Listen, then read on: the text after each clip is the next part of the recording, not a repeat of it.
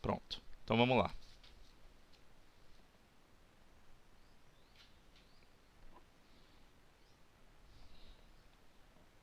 Dessa página 10, questões 6, 7 e 8. Vamos lá aqui.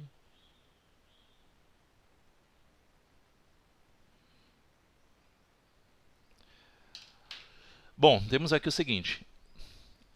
Indique se em cada número a seguir pode representar ou não o valor da probabilidade de um evento e em seguida justifique sua escolha. Bom, para indicar uma probabilidade de um evento, vocês têm que lembrar que ele tem que ser maior, esse valor tem que ser maior do que zero, okay? E menor, maior ou igual que zero, menor ou igual que 1 inteiro.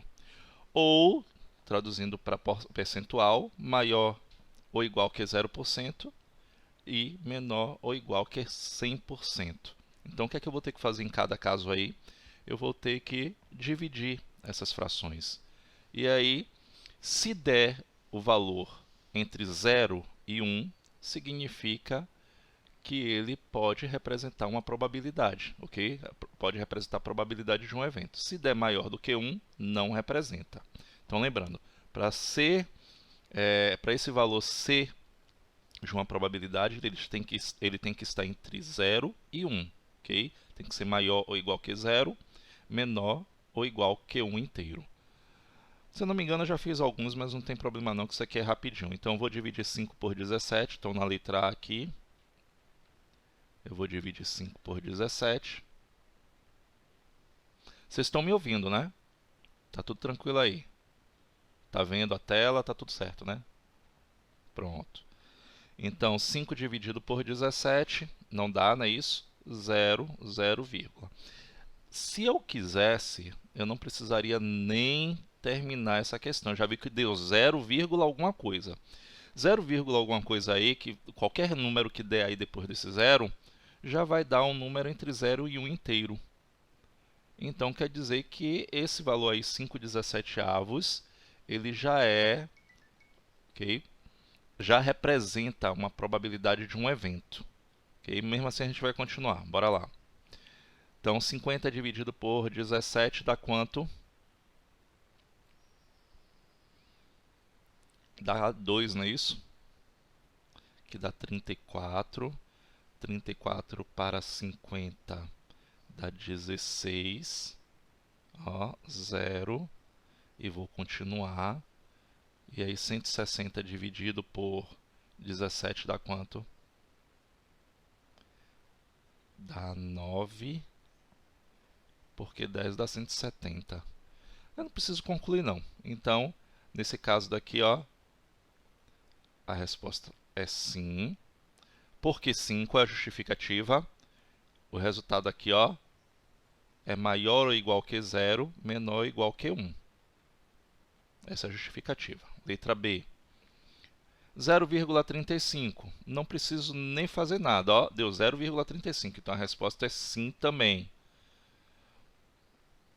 É maior ou igual que 0, menor que 1 inteiro. Letra C.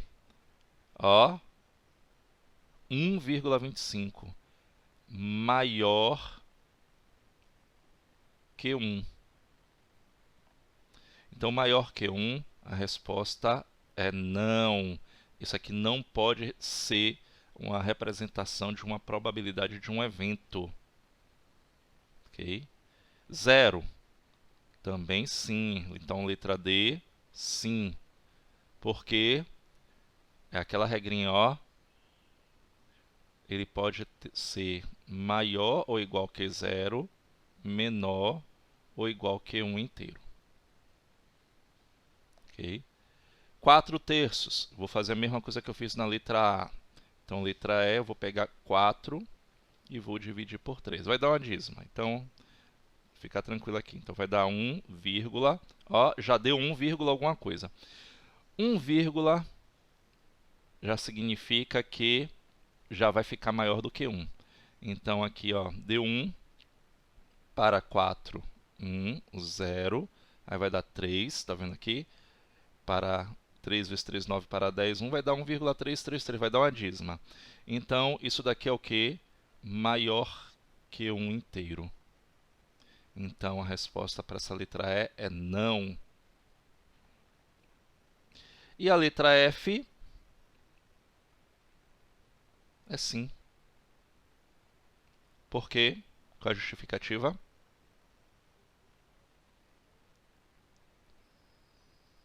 Menor ou igual que 1, não é isso? Como ele é igual a 1, então ele representa uma probabilidade de um evento. Então, sim. Então, ele está aqui, ó, dentro deste intervalo. Ó, ele está dentro deste intervalo. Alguma dúvida até então? Tudo tranquilo aí? Vamos lá. Essa parte está fácil. Eu acredito que a parte final de vocês é que tenha dado trabalho. Vamos lá. Questão 7. Considere a seguinte situação. Jogar um dado comum 2 vezes e calcular a soma dos números presentes na face voltada para cima. Então, é a mesma coisa de pegar 2 dados e jogar, ok? Aleatoriamente. Então, ele quer que a gente calcule essa probabilidade, não é isso? A seguir, indique a probabilidade de cada um dos eventos apresentados e nomeie cada um deles. Então, vamos lá indicar a probabilidade da soma ser igual a 1. O evento A, ele está dizendo que a soma tem que ser igual a 1. Eu jogando um dado 2 vezes, há alguma possibilidade de a soma ser igual a 1?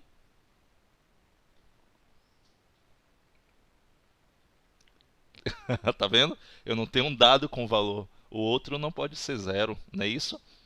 Eu tenho um dado que vai de 1 até 6. Então, meu espaço amostral aí de um dado é 1, 2, 3, 4, 5 ou 6.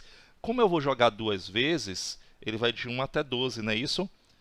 Então, a soma só pode ser o quê? De 2 até 12. Concorda comigo? Pronto. Então, jogando 2 vezes, no máximo que pode ocorrer é 2, 3, 4, 5, 6, 7, 8, 9, 10, 11 e 12, quando os dados são iguais. Mais 1, qual é a probabilidade? 0, não é isso? Então, a probabilidade de ocorrer o evento A é 0. Como é que se chama quando eu tenho uma probabilidade igual a 0? Como é que se chama esse evento? Isso, evento impossível. Ele quer que nomeie, então vamos lá. Letra B. O evento B é soma menor do que 15. Ora, soma ser menor do que 15 é um evento que, certo, não é isso? A probabilidade de ocorrer esse evento B é de 100%. Ou um inteiro, como você quiser, ou 1. A probabilidade é 1. Então, se é de 100%, porque todos os números do qual eu jogar esse dado 2 vezes vai dar um número menor do que 15, como é que se chama esse evento em que eu tenho a certeza que vai cair esse número menor do que 15? Isso, é um evento certo.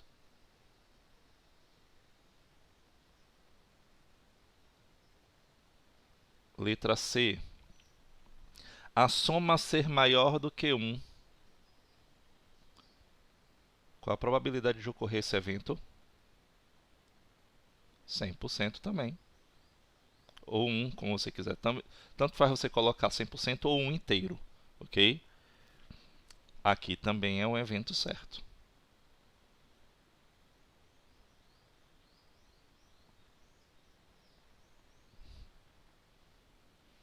Pronto, facílimo.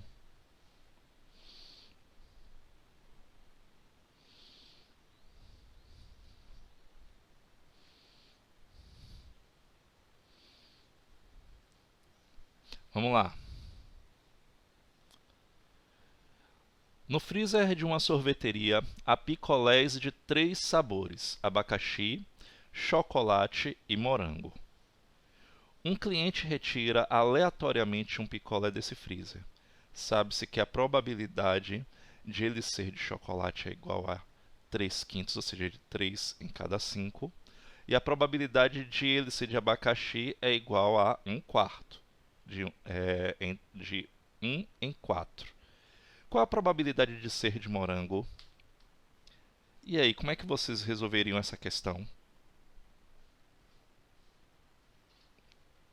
A gente já sabe que se nós chamarmos a soma dessas 3 possibilidades, seria um evento certo, não é isso? Porque seria a soma dos 3 daria um inteiro. Então a gente vai ter que encontrar esta soma daí para dar um inteiro, ou seja, vamos encontrar qual é a fração que está faltando. Isso aí vai ser uma equação. Ou seja, eu tenho a probabilidade de ocorrer o evento no qual eu posso tirar chocolate, picolé de chocolate. Eu tenho a probabilidade de ocorrer no qual eu tire de abacaxi. E eu preciso saber a probabilidade de ser morango. Morango é que vai ser incógnita. Eu sei que a soma de tudo tem que dar o quê? Um inteiro, que significa o quê? 100%. Então seria assim, ó. 3 em 5 é de chocolate, mais 1 em 4 é de abacaxi, mais x de morango, não é isso? Isso aqui tudo tem que ser igual a 1 inteiro. E aí eu tenho uma equação de primeiro grau aí para poder resolver. E esse valor de x aí, que eu vou encontrar, é a probabilidade de ser de morango.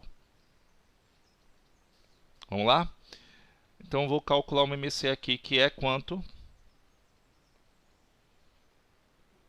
Isso. Então vamos lá, botar um aqui para não esquecer. 20 dividido por 5 dá 4, vezes 3, 12. Mais 20 dividido por 4 dá 5, vezes 1 é 5. 20 vezes 20, 20x. 20 vezes 1 é 20. Cancelo aqui. E aí eu tenho assim, ó, 20x vai ser igual a 20 menos a soma desses dois aqui, 17. Então 20x vai ser igual a 3. X vai ser 3 em 20. Então a probabilidade de ser de morango é de 3 em 20. Se nós fôssemos calcular isso aqui em percentual, como é que a gente faz? Tem duas maneiras. Ou divide, aí você escolhe, ou você vai encontrar um número que eu determine o denominador igual a 100, que é percentual. Qual é o número que eu vou multiplicar por 20 para dar 100? 5, não é isso? Então se eu multiplicar aqui por 5, também multiplico aqui por 5. 3 vezes 5, 15. Ó. Isso aqui é de 15%. Para quem prefere fazer a divisão, aqui ó, 3 dividido por 20, lembrando como é que faz. E aqui ó, 0, 0, dá 1, não é isso? 20 para 30, 10. Aí eu vou colocar o que? 0 para continuar. 5 vezes 20, 100 para 100, nada. Quando terminar, é só multiplicar por 100. Isso aqui é igual a 15%. Então, tanto faz você fazer dividindo ou assim. Nesse caso aqui, para obter o denominador 100, o denominador do outro tem que ser um número que me possibilite isso. Eu multiplique e obtenha o denominador 100. Isso não dá com todos os números. Então, quando não acontece isso, quando não é possível, é melhor fazer a divisão. Perguntas?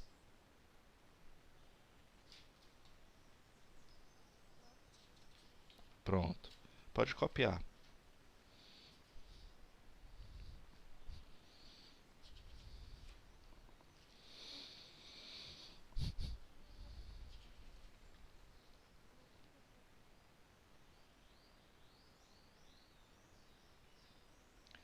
Não entendeu essa divisão? Repete aí para mim, por favor.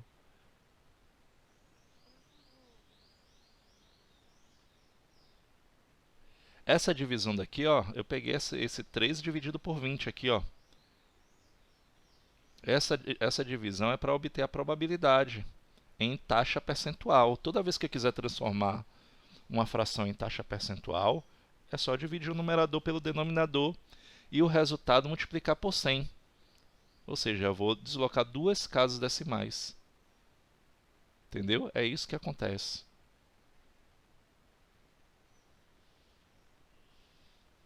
É isso mesmo? Pronto. Foi o resultado aqui embaixo. É porque eu joguei lá pra cima, porque eu não tinha mais espaço pra cá.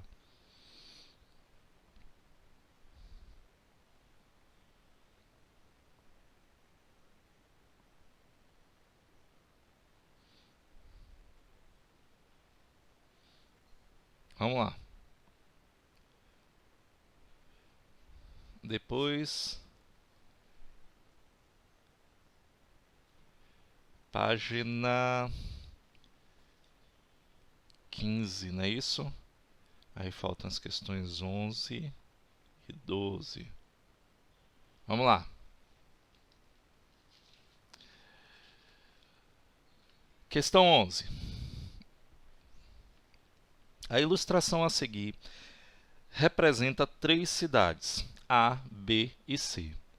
As linhas que ligam A a B representam 3 voos pela manhã que vão de A a B. As que ligam de B a C, 4 voos à tarde, não é isso? Cadê? Que vão de B a C. E as que ligam A a C, são 2 voos que vão direto de A para C. Eles só fizeram um desenho aí mal feito.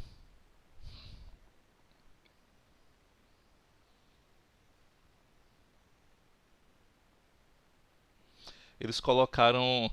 Ele fala aqui no início que de B para C são 4 voos e ele colocou apenas 3 setas. Isso pode causar até confusão na hora de vocês resolverem. Não é isso? Aqui, ó. De B para C são 4 voos, ele colocou 3 setas. Então tá faltando um aqui, ó. Não sei, no livro de vocês tem as 3 ou tem 4?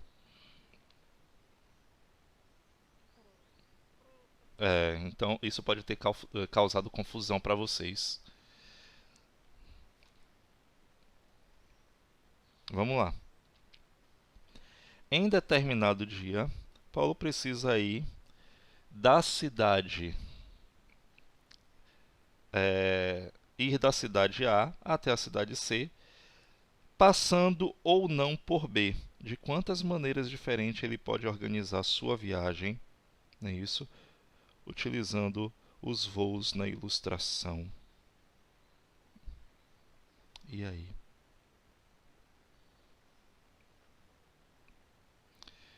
Então seria como aqui?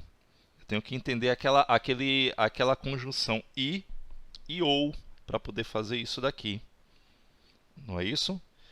Então ele tem que ir de A a B, de A a C, passando ou não por B.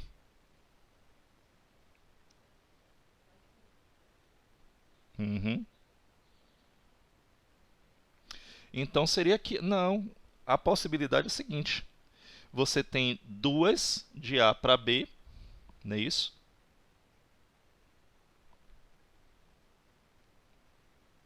Então seria assim, ó. Duas. Traduzindo em...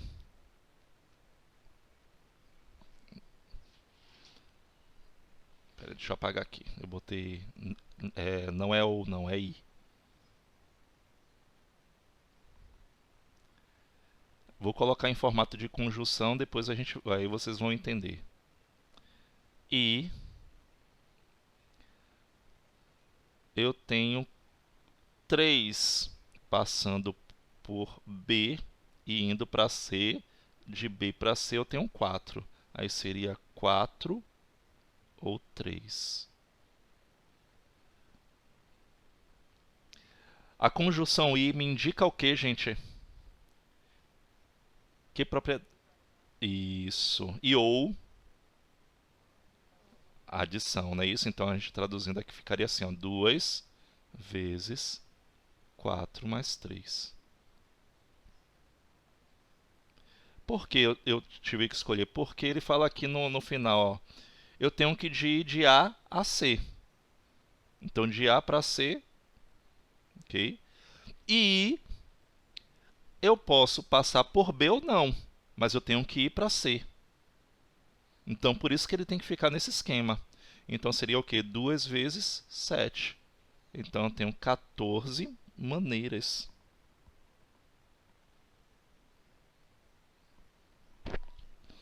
Isso é realmente questão de interpretação. Tem que ler e ler e reler e reler até compreender, baseado sempre naqueles princípios, o aditivo e o multiplicativo.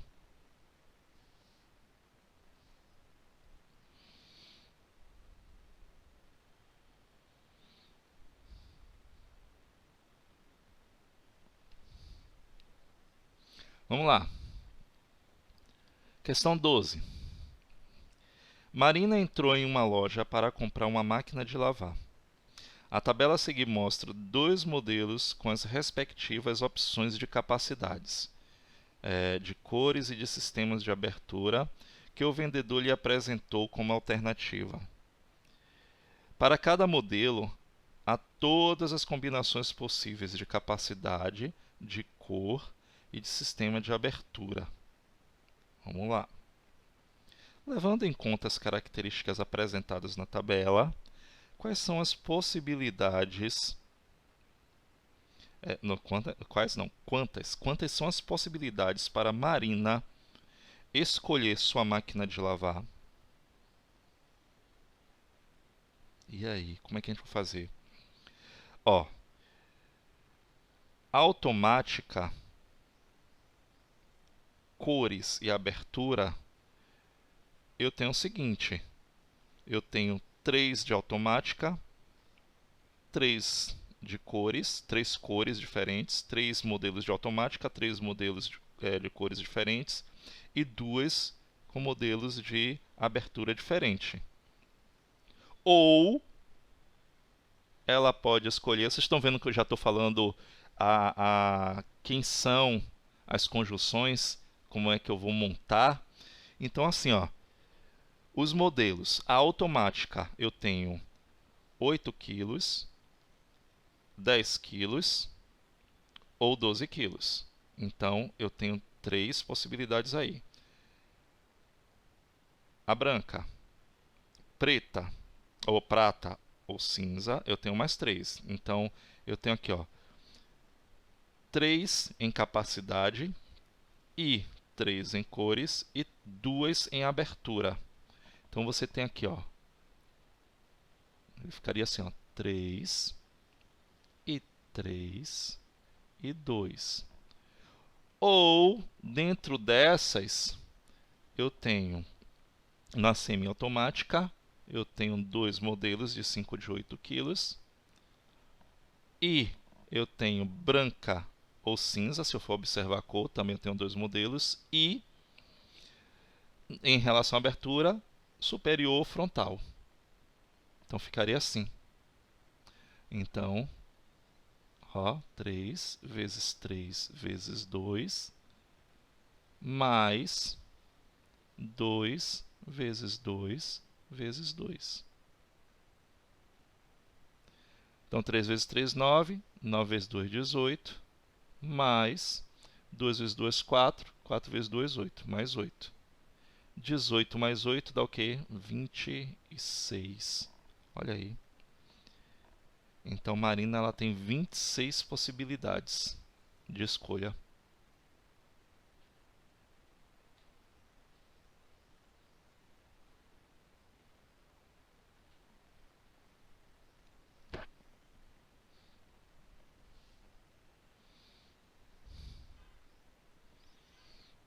Anota aí. Qualquer dúvida, pergunta, viu, gente?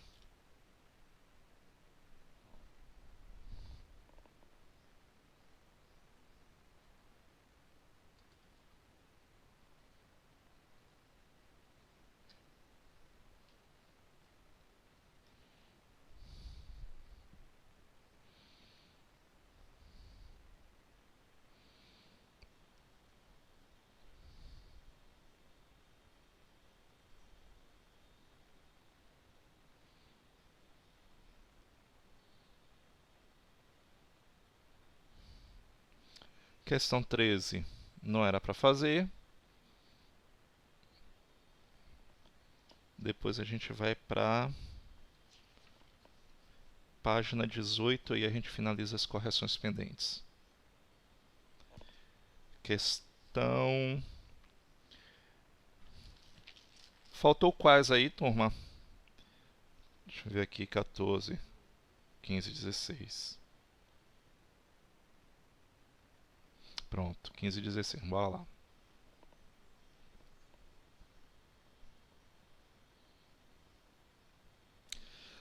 Lançando simultaneamente uma moeda e um dado, qual é a probabilidade de o resultado ser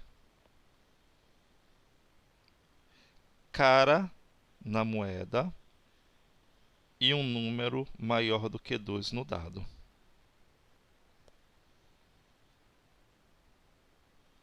Então, a gente vai ter que primeiro calcular aí o espaço amostral desse evento. Vamos botar aqui logo aqui, ó, letra A.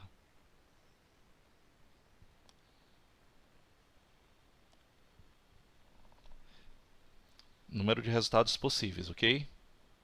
É o espaço amostral. Eu vou ter o quê? Duas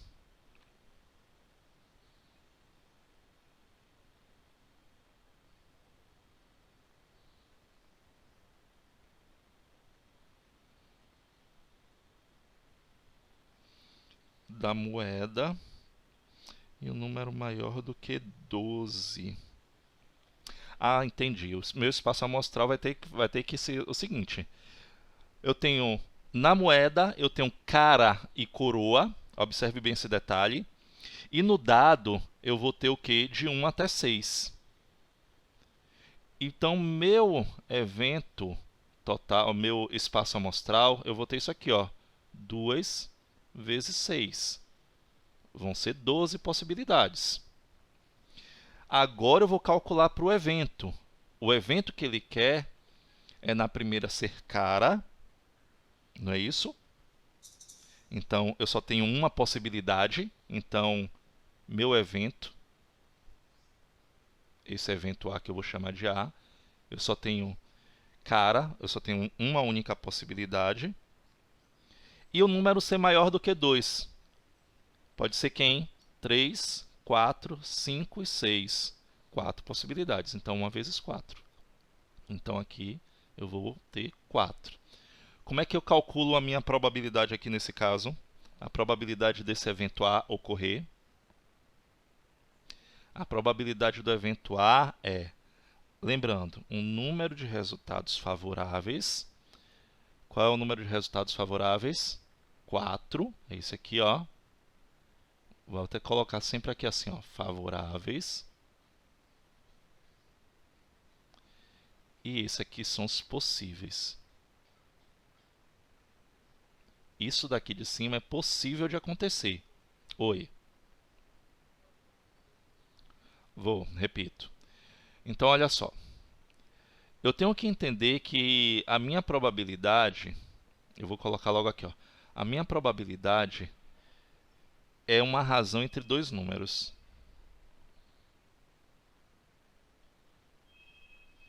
Gente, só um minutinho aqui que o interfone está tocando. Eu não sei o que é.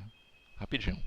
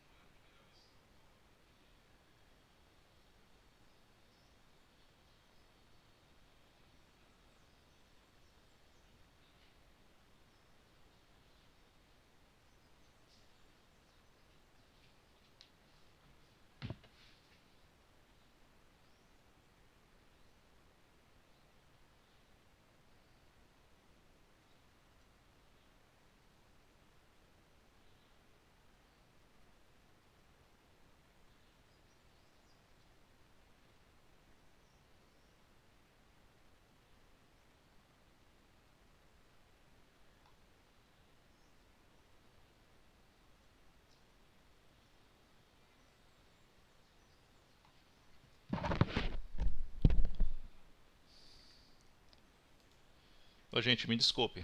Vamos lá. Vamos retomar aqui o raciocínio. Problemas aqui. Vai lá. Bom, vou ler a questão mais uma vez e vou tentar explicar mais detalhadamente. Olha só. Lançando simultaneamente uma moeda e um dado, qual é a probabilidade do resultado ser cara na moeda e um número maior que 2 no dado? É o seguinte. Primeiro nós temos que calcular o espaço amostral. Esse espaço amostral é o número de resultados possíveis. Tudo que é possível de ocorrer. Ok? Então, no lançamento da moeda, eu só tenho duas possibilidades. Ou é cara ou é coroa. Eu coloquei aqui. Ok? E no dado, meu resultado possível é 1, 2, 3, 4, 5 ou 6. Eu tenho 6 possibilidades. Ou seja, é o produto deles dois. Então, 2 vezes 6, 12 possibilidades. Agora eu vou calcular o evento. O evento é o que ele está determinando aqui na letra A. De ter que cair cara na moeda e um número maior que 2 no dado. Ok? Então, para cair cara, eu só tenho uma possibilidade. Então, por isso coloquei aqui 1. E maior do que 2, eu tenho 4 possibilidades. 3, 4, 5 e 6. Se vocês contarem aí, ó, 3, 4, eu tenho 4 possibilidades. Então, o número de resultados favoráveis é 4. Ok? Para eu calcular agora...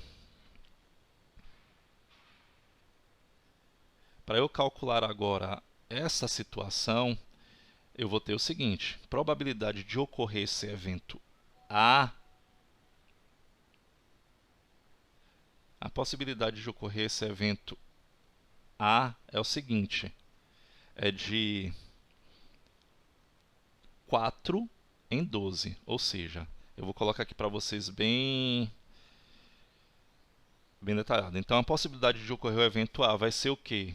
Número de resultados favoráveis, então a gente vai chamar de NA, dividido pelo número de resultados possíveis. E aí é só eu fazer essa razão. 4 em 12. Simplificando, por 4 aqui vai dar 1 em 3. Dividindo 1 por 3, gente, vai dar 0, vai dar uma dízima. Ok? Ou seja, vai dar 33,3%.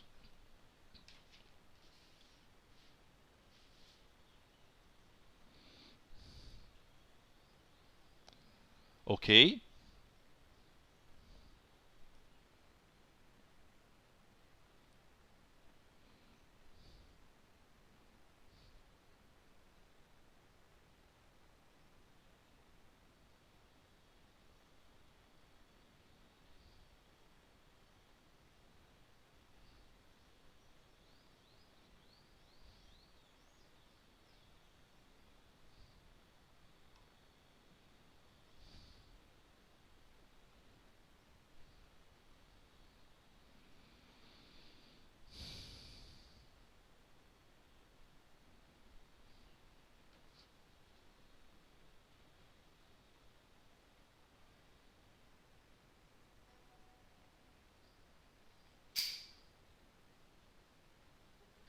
Oi, fale. Isso.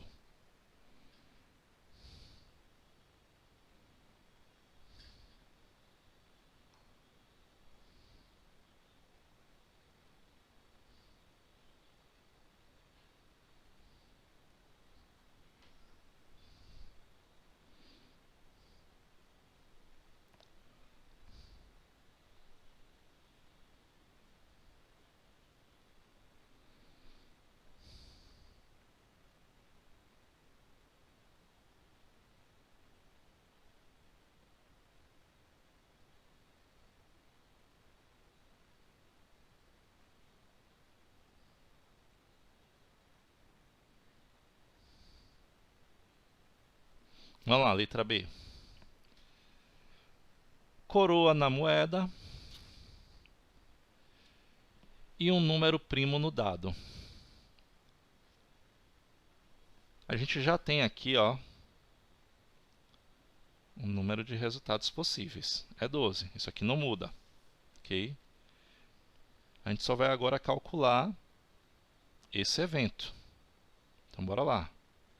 O evento A, B, agora. Eu vou ter, para cair coroa, eu só tenho uma única possibilidade, não é isso? Mas para cair um número primo, quem são? Quantos números primos eu tenho de 1 até 6? 3. Então, vezes 3. Então, eu tenho 3 resultados que são favoráveis.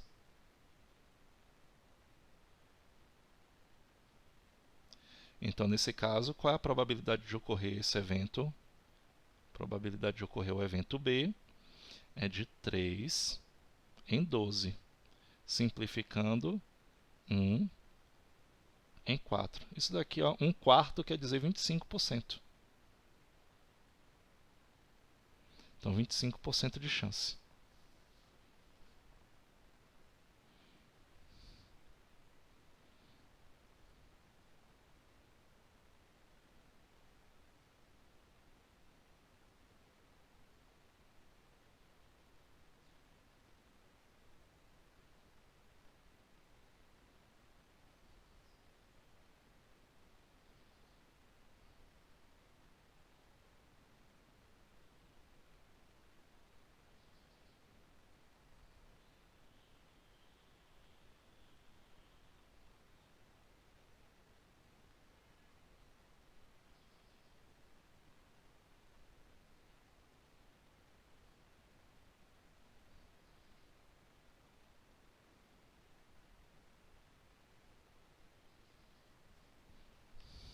Vamos lá? Questão 16.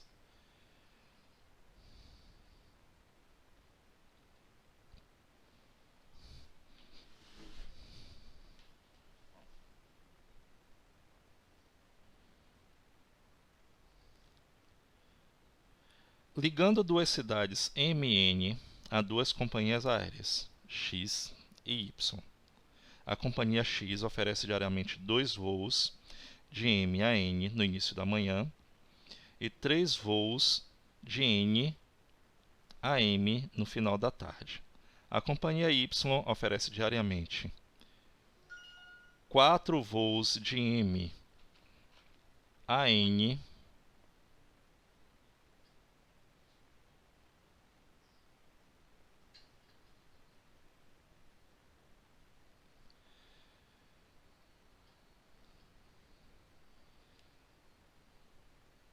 considerando que, para determinada pessoa, 4 voos de M a N no início da manhã, 2 voos de N a M no final da tarde.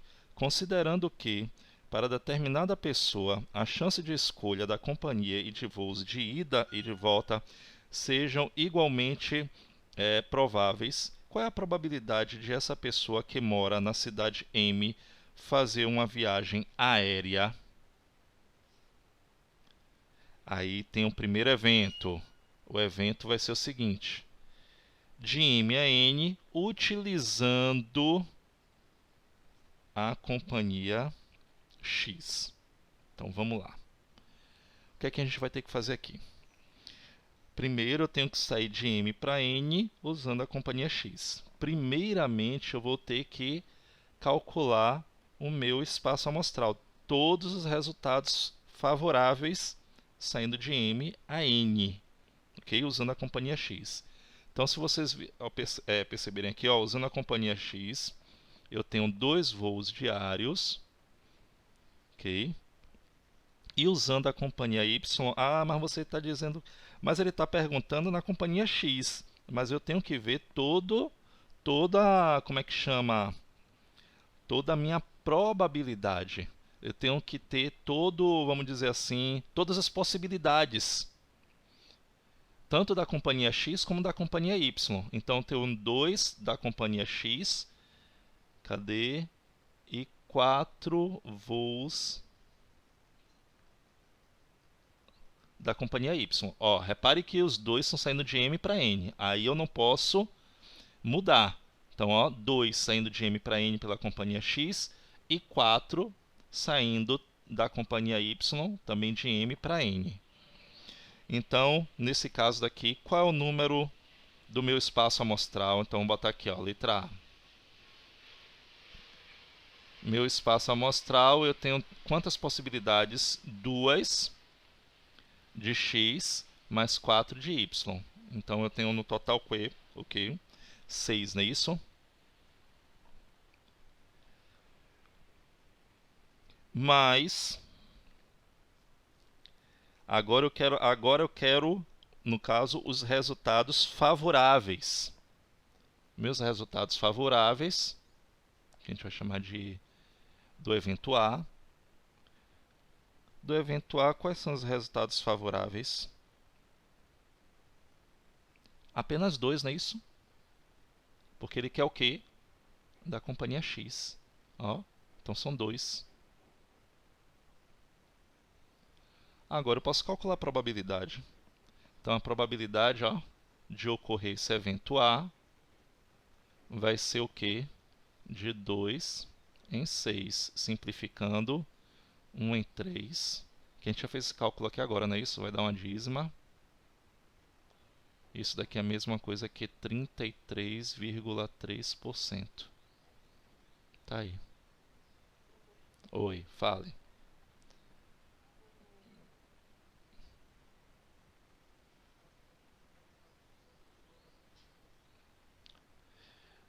Porque eu tenho 2 do x, ou eu posso escolher 4 do y. Por isso que é uma soma. Então essas são as minhas possibilidades. Você não pode pegar o avião, 2 aviões ao mesmo tempo, não é isso? Ou você escolhe um, ou você escolhe outro. Por isso que é uma soma. Aí vem o tal ou. Por isso que eu não multipliquei. Eu não posso pegar um e outro. Ou eu pego uma companhia aérea, ou eu pego outra companhia aérea. Por isso eu tenho ou X ou Y. Tudo partindo de M para N. Então eu tenho 6 possibilidades. Ok? E meu evento, eu só posso pegar a companhia X. Por isso eu só tenho esses dois aqui, ó. E essa companhia X tem 2 voos apenas. Então tá aí o cálculo de probabilidade. É por isso que eu tenho adição. Ok? Vamos ver a letra B. De M a N e depois de N a M no mesmo dia, utilizando companhias diferentes na ida e na volta. Vamos lá? Vamos ver aqui meu espaço amostral. NE. Ele quer de M a N e depois de N a M. Então eu vou ter 2 mais 4, que a gente já fez lá em cima. E depois, ó, eu tenho o que? Da companhia Y. Da companhia Y eu tenho o que? Cadê da companhia Y? Eu tenho 3 aqui, voos de N a M, porque ele quer I de N a M, e 2 nisso, e 2 aqui, ó, à tarde. Então, ó, 3 mais 2. Então, meu espaço amostral vai ter quanto aqui? 2 mais 4, 6, vezes 5. Vão ter 30 possibilidades. Agora eu quero o evento. Nesse caso daqui, o evento B, não é isso? O evento B, o que é que ele quer nesse evento B? De M a N, depois de N a M, no mesmo dia, utilizando companhias aéreas diferentes.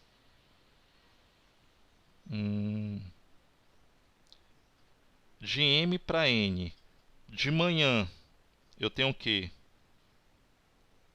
2 vezes 2, é isso mesmo, no início da manhã, ó. Vocês reparem aqui, ó. 2 aqui e 2 aqui, ó.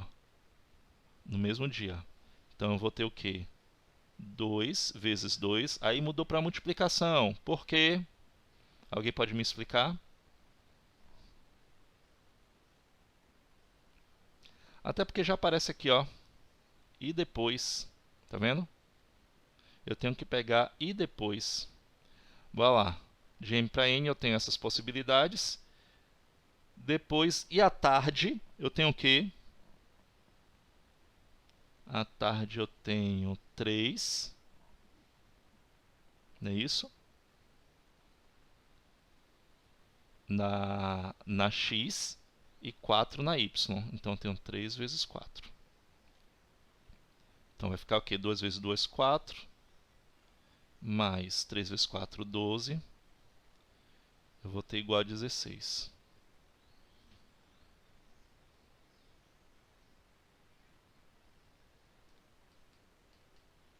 Pronto. Agora eu só vou calcular a probabilidade de ocorrer esse evento B. A probabilidade de ocorrer esse evento B vai ser o quê? 16 em 30. Então eu vou ter o quê? Simplificando aqui por quanto? Por 2. Por 2 vai dar 8 em 15. Divide aí, gente.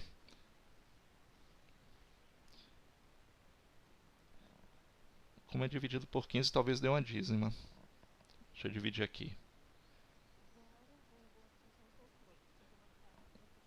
Isso. Então vai ficar 0, então aproximadamente 0,5333.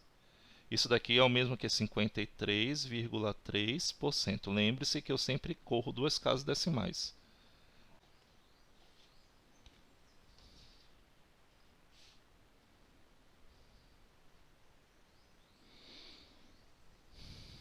Vamos lá.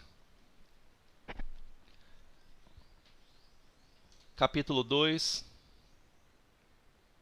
Estatística, página 22.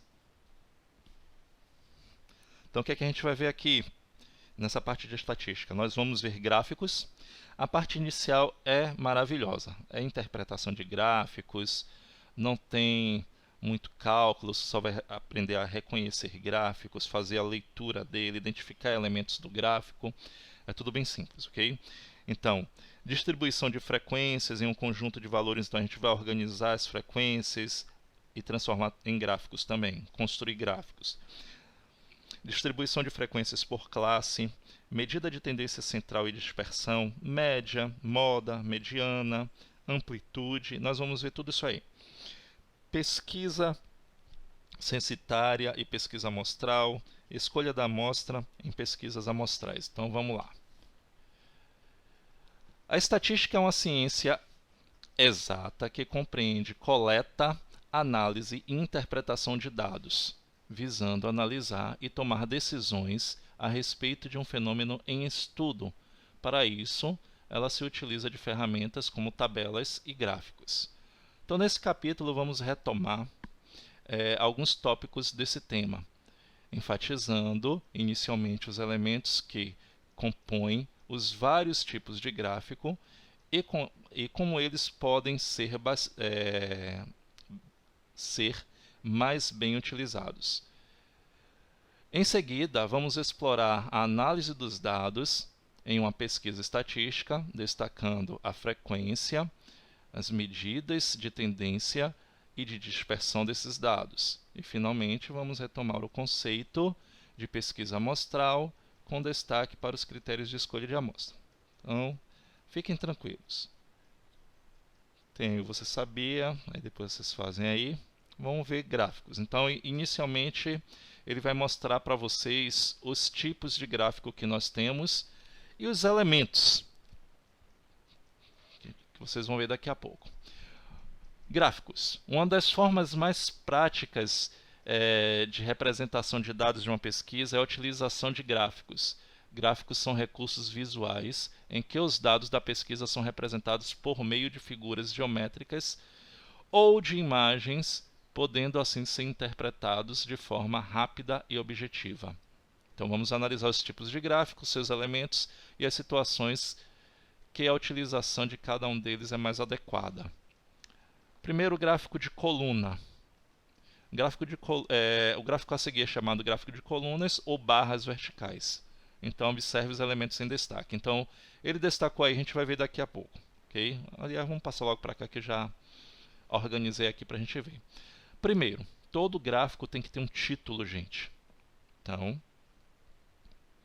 são as primeiras coisas que você vai observar. O título já diz tudo que você tem que saber a respeito das informações que ele está dando para você. Okay? Então, sintetiza o tipo de informação que ele apresenta. No eixo horizontal, ó, esta linha daqui, esse é o eixo horizontal. Esse aqui é o eixo vertical. Então, no eixo horizontal estão indicados os valores da variável nível de instrução.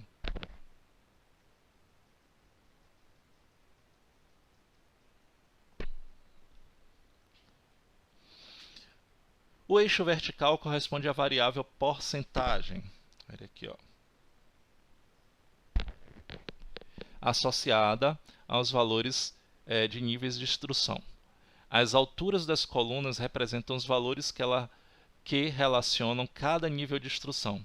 Então, e sexo, a respectiva porcentagem. As barras devem ser de mesma largura e sua altura deve ser proporcional aos valores numéricos dos eixos vertical, no caso, as porcentagens. Então, o que ele está falando isso aqui, ó, cada barrinha dessa tem que ter a mesma largura. A altura é proporcional aos valores. Então, aqui, ó, 11,5%, ok? 10,9%. Então, você repara que a proporção, você repara que ele é um pouquinho mais baixo do que o verde, o laranja. O que é que ele está querendo dizer? Em relação à altura dessas barrinhas aí, ele tem que ser proporcional, ou seja, 11,5% é levemente maior do que 10,9%. Então você vê assim, ó, quase diferença nenhuma de altura. Ó. Em 2016, da população que tinha fundamental incompleto ou equivalente. Então 31,9% era da população masculina, 29,6% da população feminina. Então você repara que há essa proporcionalidade aí entre as alturas dessas barrinhas, certo? E aí vamos lá. A legenda mostra que as colunas na cor verde estão associadas ao sexo masculino, enquanto as colunas na cor laranja estão associadas ao sexo feminino. A fonte, que você vai ver aqui, ó, indica a referência dos dados contidos no gráfico. Ela deve ser sempre apresentada quando o gráfico representa uma situação real. Então, é obrigatória, okay? Essa situação é obrigatória. Por exemplo, se nós estivéssemos fazendo um gráfico aqui agora, eu botaria lá fonte para fins extremamente didáticos. Okay? Então, não seria uma fonte real. Então, esse gráfico é para fins didáticos. Então, nesse caso, não precisaria de uma fonte. Os gráficos de colunas são utilizados para mostrar alterações de dados ao longo de um período de tempo. E aí vocês vão ter que observar isso, ok? Que ele também vai pedir, para que serve esse tipo de gráfico? Também servem para ilustrar a comparação entre dados associados a dois ou mais itens. No gráfico exemplificado anteriormente, que é esse que eu coloquei aí do lado da tela, que é o mesmo, há uma comparação entre percentuais associados aos vários níveis de instrução no Brasil em 2016 em relação às pessoas com 25 anos de idade ou mais. Foi necessária a utilização de barras com cores diferentes, já que houve uma subdivisão por sexo. Pronto. Aqui é outro tipo de gráfico de barras, ou gráfico de colunas. Então, que você olha aqui, logo no título, a evolução do PIB. Então você já sabe que aí está falando do produto interno bruto. Então é possível observar, por exemplo, que o PIB brasileiro cresceu 3% em 2013 em relação a 2012. Então, ó, tá vendo? Então esses aqui de verdinho, você fala, já observa que é crescimento do PIB. Os de vermelho, você já vê que é um decrescimento. Então, houve decrescimento em 2015, 2016. Okay? Então, dá para... é bem nítido essas coisas no gráfico. Note que esse gráfico não contém os dois eixos. Além disso, não foi necessária a utilização de legenda, já que foi apresentado um único item, o PIB brasileiro. Pronto. Outro tipo de gráfico de barras, agora só que horizontais. E aí, nesse gráfico, eu já observo o título, população brasileira por região, em 2018, em milhões de habitantes. Okay? Então, aqui no eixo vertical, eu tenho as regiões do Brasil, Sudeste, Nordeste, Sul, Norte e Centro-Oeste. E no eixo horizontal, eu tenho... ó, o número de habitantes em milhões. Então aqui eu tenho 80 milhões de habitantes. Então você repara que a região sudeste eu tenho o quê? Um pouco mais do que 80 milhões, 88 milhões de habitantes nesta região. Então são coisas bem simples que vocês vão reparar. Gráfico de linhas. Então tem um exemplo aí de gráfico de linhas. Vamos ver o título. Unidades residenciais vendidas na cidade de São Paulo de janeiro a setembro de 2019 em milhares de unidades. Então vamos lá, vamos analisar aqui esse gráfico. Você vê que ele não tem legenda, não precisa, porque ele não está fazendo comparação nenhuma, ele só tem essa linha daí. Essa linha daqui ele está mostrando que você tem aqui no eixo vertical, não é isso? Eu tenho o número de unidades em milhares. Então, por exemplo, aqui eu tenho 1.000, 2.000, 3.000. Então, em janeiro foi 1,6, ou seja, 1 milhão e 600 mil unidades foram vendidas. Okay? Em fevereiro, 2,2 milhões. Okay? Aqui em março, você já repara isso. Então, qual foi o mês onde teve a maior alta de vendas? Aí você vai observar aqui no gráfico. Em junho, houve 6,3 mil. Milhares é mil. 6,3, ou seja, 6.300 imóveis vendidos. Unidades residenciais vendidas. Então, nesse tipo de gráfico, os valores numéricos são representados por pontos ligados por linhas, ou seja, por um segmento de reta. O gráfico de linhas é adequado para expressar a variação do valor de uma variável ao longo do tempo, destacando detalhes como crescimento e decrescimento, valor mínimo e valor máximo. E aí ele já começa com algumas questões aqui de análise. Eu já coloquei para facilitar para vocês. Porque ele fala assim, ó, na primeira questão, na página 25, ele diz assim, ó, considere o gráfico de colunas apresentado na página 23, eu já coloquei aí do lado para facilitar. Responda as questões a seguir sobre os brasileiros com 25 anos de idade ou mais em 2016. Sabe-se que nesse ano havia 115 milhões de brasileiros naquela faixa, sendo 56 milhões de homens e 59 milhões de mulheres. Aí vem a pergunta A. Em qual dos níveis de escolaridades indicados havia mais brasileiros?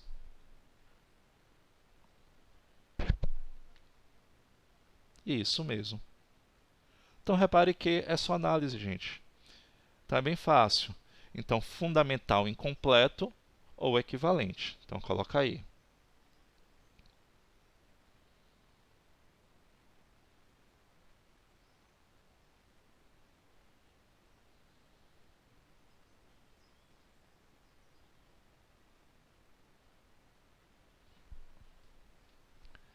Em quais níveis de escolaridade a porcentagem de mulheres era superior à de homens?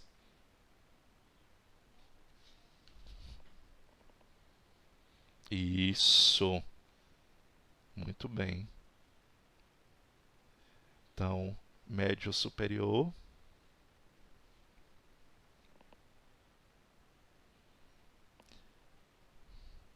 Vou botar aqui médio completo.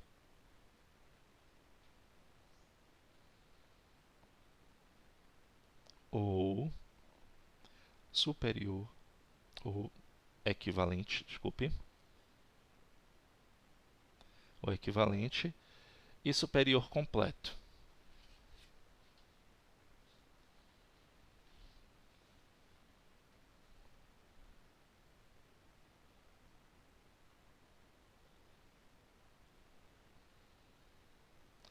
Bora lá.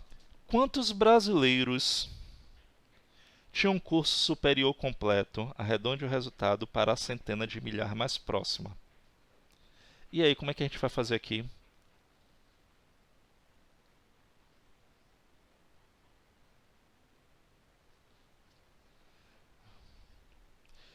Pronto. O que é que a gente vai fazer aqui? Nós tínhamos 115 milhões de brasileiros, não era isso? E o curso superior completo era para 16,9% das mulheres e 13,5% a gente vai arredondar. Então a gente vai arredondar para quanto? 13,5% a gente vai arredondar para 14 e 16,9% a gente vai arredondar para 17. Então o que é que a gente vai fazer aqui? Ó? Deixa eu abrir aqui uma tela para a gente fazer esse cálculo.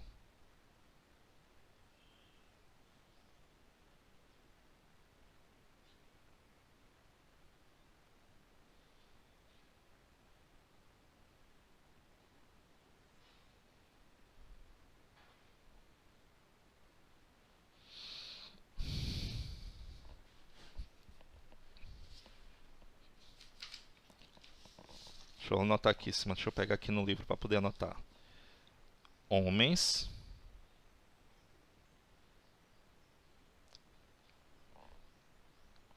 a gente arredondou para 14%, mulheres, isso, 17%.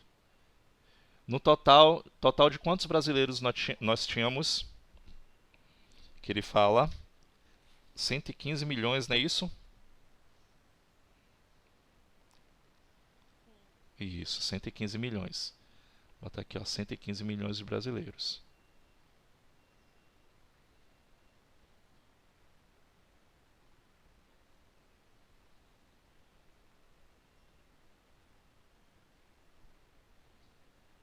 Bora lá.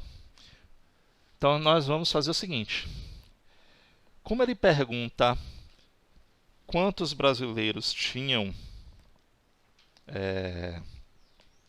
como é que chama? O superior, ou equivalente nesse caso, superior completo, o que é que nós vamos fazer? Vamos calcular 14% de 115 milhões e depois vamos calcular 17%. Então vocês vão fazer assim. Lembre-se que esse milhões, ele é assim, ó. 1000, é isso? Milhões. Bora lá. Só que você vai calcular normal. Com a calculadora, vamos fazer aqui, ó, assim, ó. Homens. 14% vezes 115. Depois a gente devolve os zeros. Quanto é que dá aqui? Usa aí a calculadora, faz assim, ó, 14 vezes 115 dividido por 100.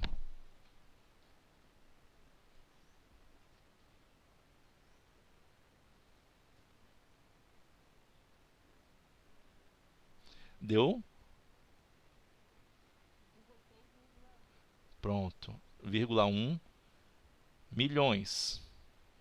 Ok? Lembre-se que a gente está trabalhando com milhões. Vamos lá, mulheres. Nós vamos fazer a mesma coisa. 17% de 115 milhões. Faz a mesma coisa. 17 vezes 115 divide por 100. Deu 19,55 milhões. Como ele quer saber o total de brasileiros que tinham superior completo, eu vou somar os dois. Quanto é que dá aqui a soma dos dois? 16,1 mais 19,55. 35,65 milhões de brasileiros. Bom,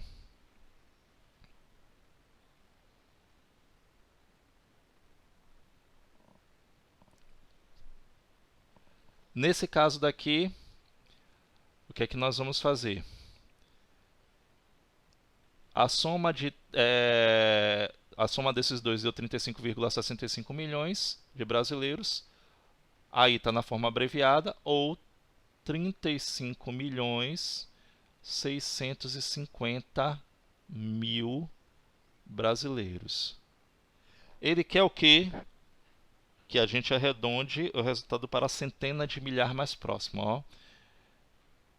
Unidade de milhar, dezena de milhar, unidade de milhar, dezena de milhar, centena de milhar. Esse 6 aqui, que é a centena de milhar, se vocês lembrarem lá do sexto ano, qual é a mais próxima? Vai ficar 35 milhões e 700 mil brasileiros tinham ensino superior. Então, ó, não se coloca pontos, eu só estou colocando aqui para vocês entenderem a numeração, ok? Tá aí, essa é a resposta. Arredondando para centena de milhar mais próximo. Anota aí.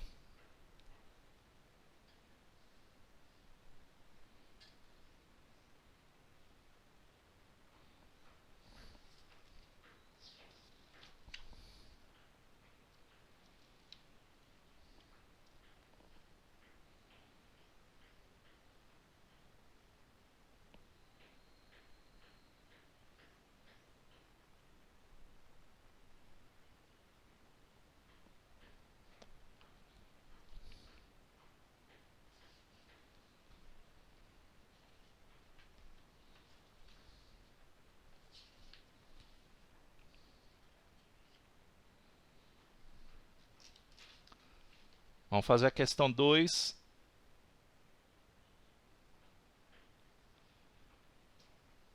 Posso tirar daqui? Vou tirar. Vamos lá. Vou botar aqui a questão 2 para vocês. Então, deixa eu botar aqui qual foi a resposta. 35. Cadê? 35 milhões e 700 mil brasileiros.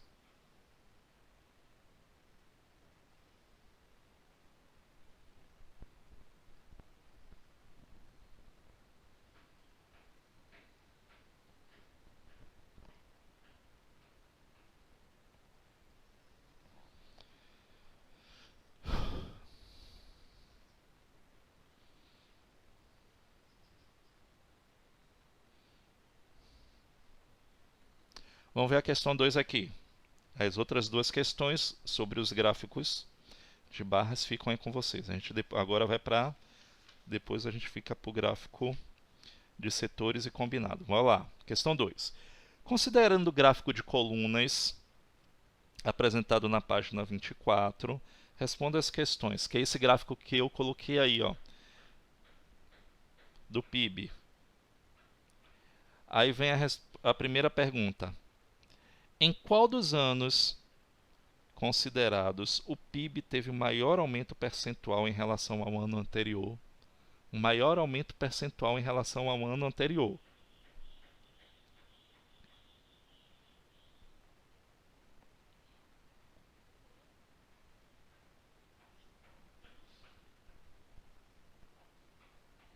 E aí? É isso mesmo? 2011, não é isso? 2011. 4% em relação ao anterior. Foi o maior aumento.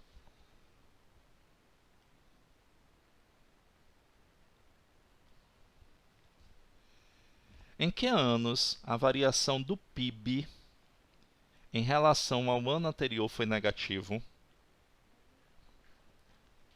Em quais anos? Pronto.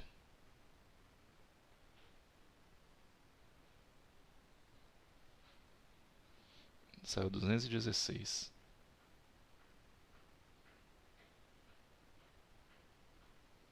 2016. Bora lá.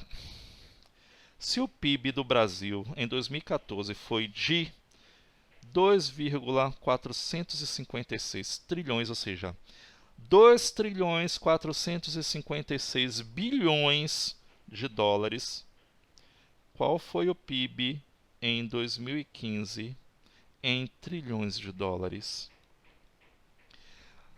Quer dizer, 2014 teve 0,5%. Foi para 2015 ele teve uma queda, não foi isso? A gente vai calcular o percentual de 3,5%, só que a gente vai subtrair. Não é isso? Vamos fazer essa subtração aí. Vamos lá de novo para aquela tabela. Então, o que nós temos aqui? Nós temos que calcular menos 3,5% de 2 trilhões e 456 bilhões. Vamos lá. É praticamente parecido com o que nós fizemos há pouco.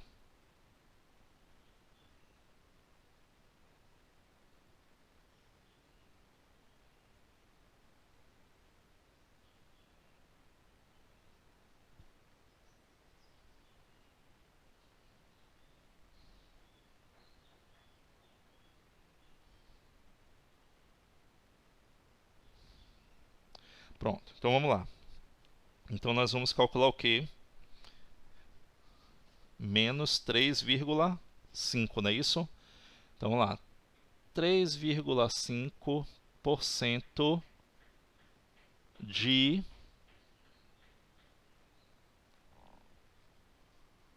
Qual foi o PIB que ele disse? 2,456. Faz aí para mim 3,5 vezes 2,456 e dividido por 100. Me diz aí qual é o resultado.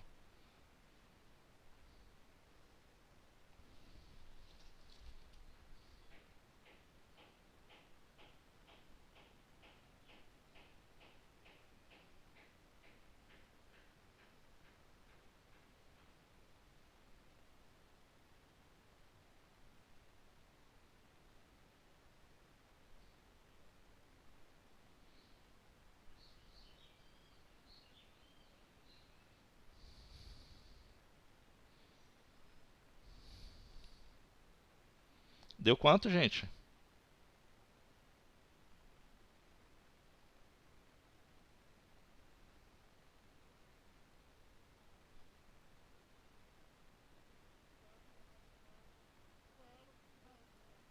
Ah,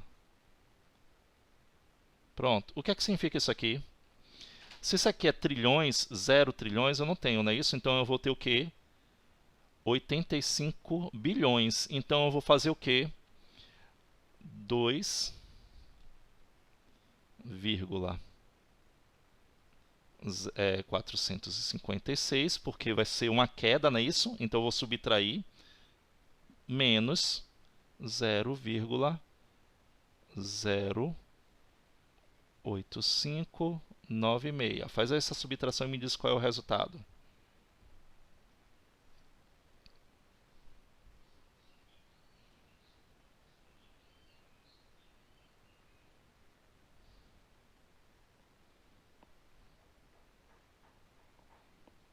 Deu quanto?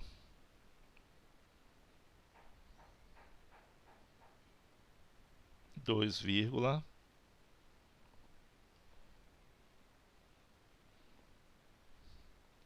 aproximadamente esse valor daí.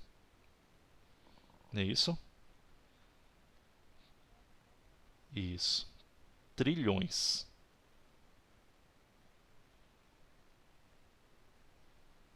Pronto. Então anota aí. Não, não precisa não. Porque vai dar 0,04 depois. Então 2,37 trilhões.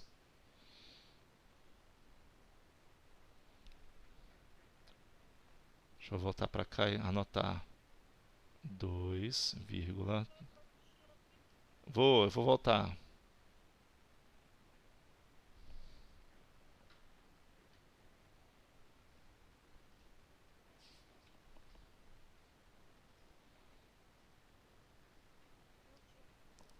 Pronto.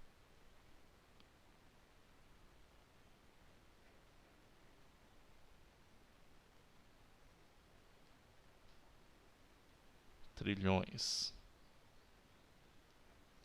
Qual foi o PIB brasileiro em 2013 em trilhões de dólares?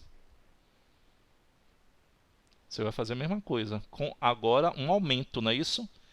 Porque nesse de cá nós subtraímos na letra C. Agora a gente vai aumentar.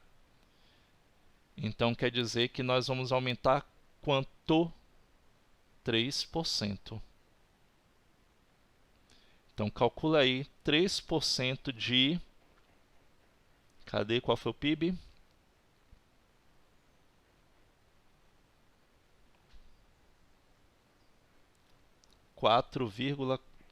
2,456. Então vamos lá, vamos aumentar aqui.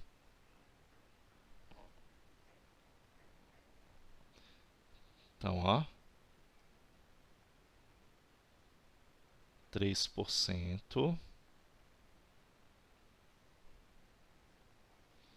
de 2,456. Vamos fazer a mesma coisa. Vezes 2, 3 vezes 2,456 e o resultado dividir por 100. Olha se vocês encontraram isso aqui.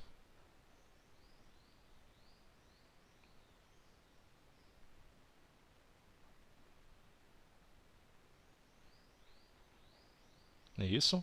Só que eu vou ter que somar. Então, como foi um aumento, por que eu sei que é aumento? Por conta da barrinha. A barrinha ela tem lá para cima. Ou seja, ela está verdinha, quer dizer que foi um aumento. Então, 2,456 mais 0,068. Quanto é que dá a soma desses dois?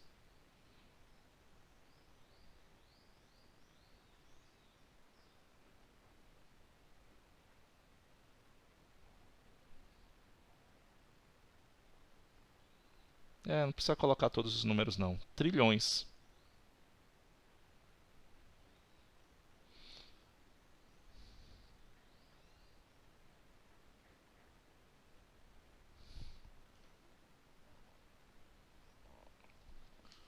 Isso, eu sei, eu entendo.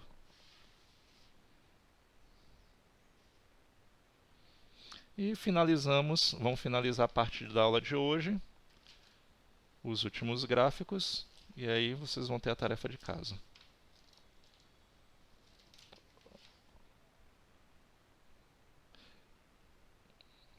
Dá certo, não, eu vou postar, estou gravando a aula. Assim que eu terminar, eu já decodifico e posto ela.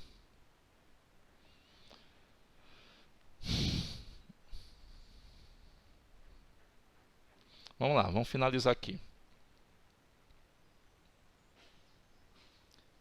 Deu 2,529 trilhões.